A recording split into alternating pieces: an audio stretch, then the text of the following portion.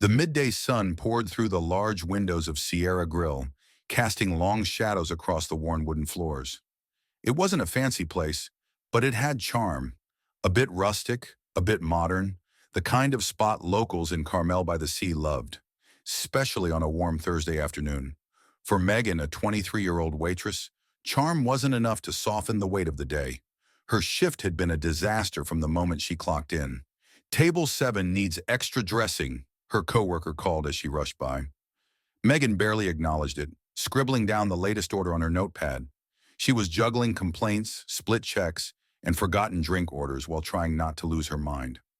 It wasn't the busiest day in the restaurant's history, but the constant stream of needy customers had already pushed her to her limit. 3 rude customers in the last hour had left her with nothing but a few crumpled bills and coins. When an elderly man, dressed in a faded flannel shirt and worn boots, walked in and sat down at a corner table, Megan couldn't help but sigh inwardly. "Great," she muttered under her breath.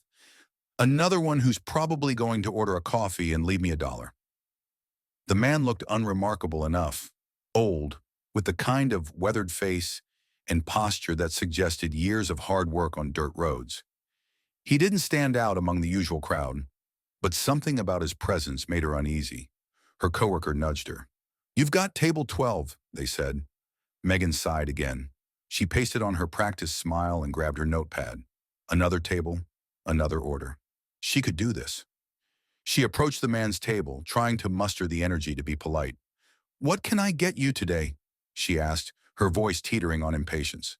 The man looked up, his eyes scanning her face with a quiet intensity. Something in his gaze seemed oddly familiar, but Megan couldn't place it. His voice was low, gravelly, and calm. "Just a burger," he said. Megan barely registered the words as she wrote down his order. "Got it. Anything else?" she asked, her pen tapping against the notepad absent-mindedly. "No, ma'am," the man replied, tipping his Stetson hat slightly. She rolled her eyes as she turned to leave. "Ma'am? Really?" But as she walked to the kitchen, the strange feeling lingered. He wasn't like the other customers. There was no rudeness, no hurry, no demands. He was calm, patient, as if he were waiting for something. It was unnerving, and Megan couldn't shake it. She shrugged it off. It was just another table, another order, another dollar. She returned to the table with the man's burger after a few minutes, her smile more forced than usual. The stress of the day was wearing on her, and her energy was running low. She clattered the plate onto the table with more force than she'd intended, muttering a quick, "Here you go." "Anything else?" she asked, brushing a strand of hair from her face and trying to look like she cared. But her patience was already stretched thin. The man glanced at the burger, then back up at her, his calm eyes meeting hers. "Number, this looks just fine. Thank you." His words were polite, but there was a firmness in his tone that caught Megan off guard. It was the same composure she'd seen earlier, but now it seemed like it was meant for something more than just politeness. Megan stayed at the table longer than usual, unsure of what to say next. Something about his calmness unnerved her. There was no hurried rush to eat, no complaints about the food, nothing. Just a man eating his meal as if the rest of the world didn't exist. "Not from around here, are you?" Megan asked, leaning slightly on the edge of the table, trying to push back the growing irritation that she couldn't explain. The man looked up from his burger, his sharp eyes narrowing slightly, assessing her for a moment. "No," he said simply, cutting his burger in half with deliberate precision. Megan smirked. "Thought so. The hat gave it away. Looks like you just stepped out of an old Western movie for the first time." The man smiled faintly, the corners of his lips lifting just a little. "Something like that." Megan expected him to get defensive or annoyed, but he didn't. That only irritated her more. He was too calm, too composed, too unbothered by everything. It was like he didn't care about the way she was speaking to him. "Most people around here don't show up looking like they just came off a ranch," she muttered, lowering her voice as if sharing a secret, hoping he would at least react. But he didn't. He took another slow bite of his burger, chewing with the same quiet confidence that seemed to fill the room. "I guess I'm not most people," he said after a moment, his voice still steady but somehow carrying a weight she didn't expect. The words hung in the air, And for a brief second, Megan felt a flicker of embarrassment, but she buried it quickly. "Well, enjoy your meal," she said, brushing herself off and pushing herself away from the table. As she walked away, she couldn't shake the feeling that something about the whole interaction had been off, but she didn't have time to dwell on it. She had more tables to check on, more orders to take, and more customers to manage. She'd move on. As the lunch rush started to wind down, Megan finally had a moment to catch her breath. She leaned against the counter, scrolling through her phone while keeping an eye on the remaining customers. Her gaze flicked back to table 12, where the man was still sitting. He had finished his meal, but instead of rushing out, he sat there quietly, as if in no rush to leave. She couldn't help but glance back at him again, her thoughts wandering. Something about him seemed to stand out even more now. It wasn't just his demeanor, it was the way he made her feel, like he was waiting for something, watching. She didn't have time to figure it out. Not today. Megan didn't quite know why, but she lingered at his table a little longer than necessary. It wasn't that she wanted to, it was just that something about this man, this Clint, made her uneasy in a way she couldn't quite put her finger on. It wasn't the same uneasy feeling she got from a table full of loud, demanding tourists or the impatient businessman who thought his lunch was taking too long. This was different. There was a quiet stillness to him that seemed to press against the air, making everything else seem out of place. The lunch rush was winding down, and the restaurant was quieter. Megan leaned against the counter in the kitchen, scrolling mindlessly through her phone, but her gaze kept flicking back to table 12. The man, Clint, she reminded herself, had finished his burger, and now he was sitting back, hands folded in front of him, as though he had all the time in the world. Megan sighed, feeling the weight of the long day pressing on her. The restaurant had finally settled into a lull, the buzz of conversation replaced by the clink of silverware and the soft hum of the dishwasher. She had a brief moment to herself, but even in her fleeting peace, her mind kept drifting back to Clint Eastwood at the corner table. It wasn't that she recognized him right away. He had entered the restaurant so quietly, his presence barely noticeable amid the chaos of orders and complaints. But something about the way he moved, the way he carried himself, had set him apart. Megan had seen people like him before, though not often. Old men who had lived hard lives, who had a weight to them, like they had stories buried deep within their bones. But with Clint, it was different. His eyes were sharp, and the way he watched her made her feel like he saw through the exhaustion, the frustration, the layers of annoyance she wore like armor. It was disarming. As she wiped down a nearby table, Clint's voice broke through her thoughts. "You look like you're about to fall over," he said, his voice as steady and unhurried as ever. Megan froze for a moment, then turned to him, fighting the urge to roll her eyes. "I'm fine," she said, forcing a smile. "Just another day."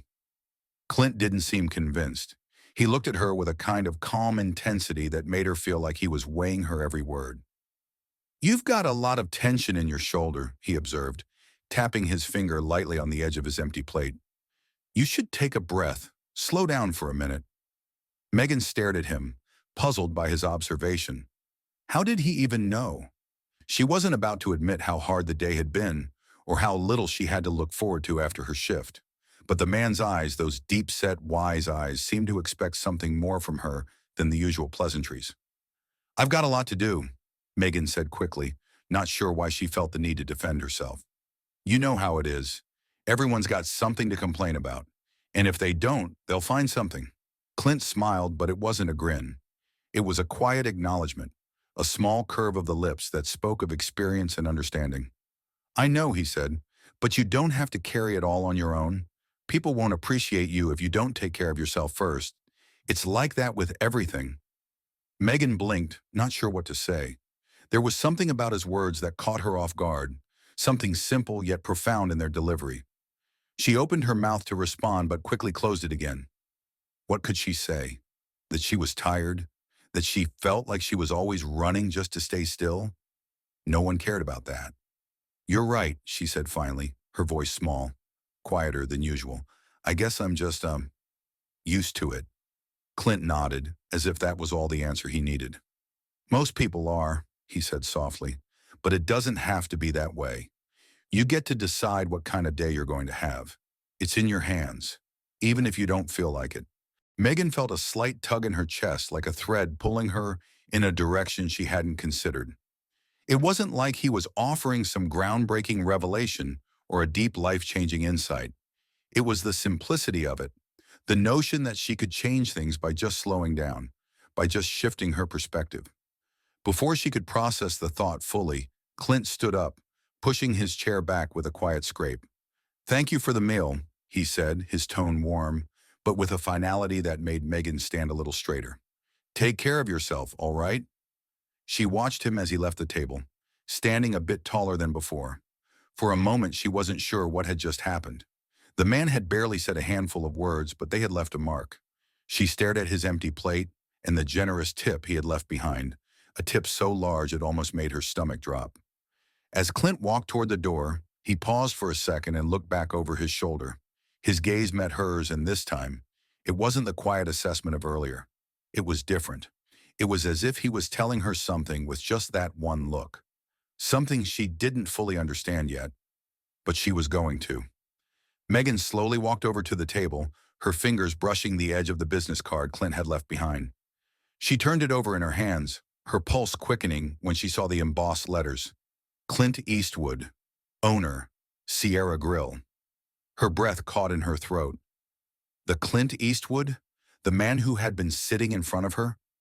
She had just insulted him, and now she was standing here, staring at his business card, unable to process the reality of the situation.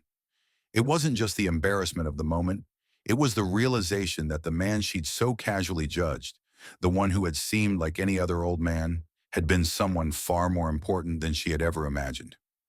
As she stood there, still holding the card, the weight of the encounter began to sink in. This wasn't just any day. This wasn't just any customer. And Megan had no idea yet how that simple moment would change everything. Clint stood up slowly, his movements deliberate, almost measured. Megan watched him, still caught in the aftermath of his words. There was something about the way he carried himself, steady, unhurried, that seemed to cut through the noise of her daily life. He reached into his jacket pocket and pulled out a small, worn business card, sliding it across the table to her. Megan's hand hesitated for a moment before she picked it up. It was simple. Embossed on the front were the words, Clint Eastwood, owner, Sierra Grill. Megan stared at the card, the realization hitting her with the force of a freight train. This wasn't just some old man in a flannel shirt. This was Clint Eastwood, the Clint Eastwood, the man who owned the very restaurant she worked at. She looked up at him, her mouth slightly agape. "Clint Eastwood," she muttered, unable to hide the surprise in her voice. Clint gave a small, knowing smile. "The one and only," he said, his voice calm but carrying an undercurrent of humor. Megan could feel her face turning red. She just insulted the owner of the place, assuming he was just another tired old man who would leave her a measly tip. The embarrassment hit her like a wave, but Clint didn't seem to mind. He didn't even seem to be holding it against her. Instead, he simply nodded toward the card. "Take a look when you have a minute," he said, his eyes softening just a bit. "I'll be around if you need anything." Megan's heart was still racing. She felt like she was in some sort of dream, caught in a moment where everything was suddenly very real and very humbling. She was just about to apologize when Clint gave her a gentle, reassuring look. "I'm not offended," he added, as if reading her thoughts. "But maybe next time, take a moment to think before you speak. Respect is important for both the customers and the people who are serving them. It goes both ways." Megan nodded quickly, unable to say anything in return. She watched as Clint walked out of the restaurant, his boots tapping softly against the floor as he exited into the bright California afternoon. The moment he left, Megan stood frozen in place for a few seconds, the business card still in her hand. She had insulted Clint Eastwood, and yet he had responded with nothing but patience, kindness, and a quiet lesson that, for the first time that day, actually felt meaningful. As the hours passed and her shift came to a close, Megan found herself reflecting on the unexpected encounter. The rest of the day seemed to drag on, but it wasn't as chaotic anymore.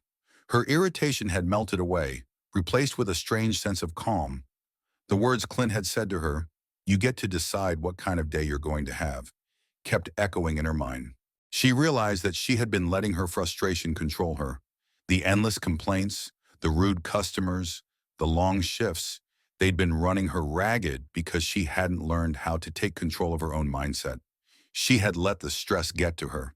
She had let it pile up until it weighed her down. But now, for the first time, it felt like there was a way out. She could make a choice. Later that evening, as Megan walked to her car, her shift finally over, she smiled to herself. It was a small, tentative smile, but it was a start. She had learned something she hadn't expected to learn today. Something about patience, humility, and how a simple shift in perspective could make all the difference. It wasn't just about serving food, dealing with customers, or getting through the day. It was about how she approached it all. And maybe, just maybe, that was the lesson Clint had been trying to teach her. As she drove home, the streetlights blurring outside her window, she couldn't help but think that this wasn't the last time she'd see Clint Eastwood. She might not be ready for another lesson just yet, but if he had anything more to teach her, she was going to be a little more open to listening next time. The end of the day was just the beginning. The lesson from Clint Eastwood's quiet words and actions is a powerful one. The power to shape your day and your life is in your hands. Megan had been letting frustration and external circumstances dictate her mood and actions. She was allowing her impatience, stress, and the behavior of customers to control how she felt. But Clint's subtle lesson showed her that her perspective is what truly shapes her experience. It's not the chaos or the rude people that define her day. It's how she chooses to respond to them. By slowing down, taking a moment to breathe, and choosing how to approach situations, Megan could regain control over her mindset. Respect, both for yourself and for others, can transform your interactions and the way you experience the world around you. Clint also taught Megan a key idea: humility and kindness matter. He didn't respond to her rudeness with anger or frustration. Instead, he showed her patience and shared wisdom without judgment. This is a reminder that we are all human, and every interaction is an opportunity for growth, both for us and for the people we encounter.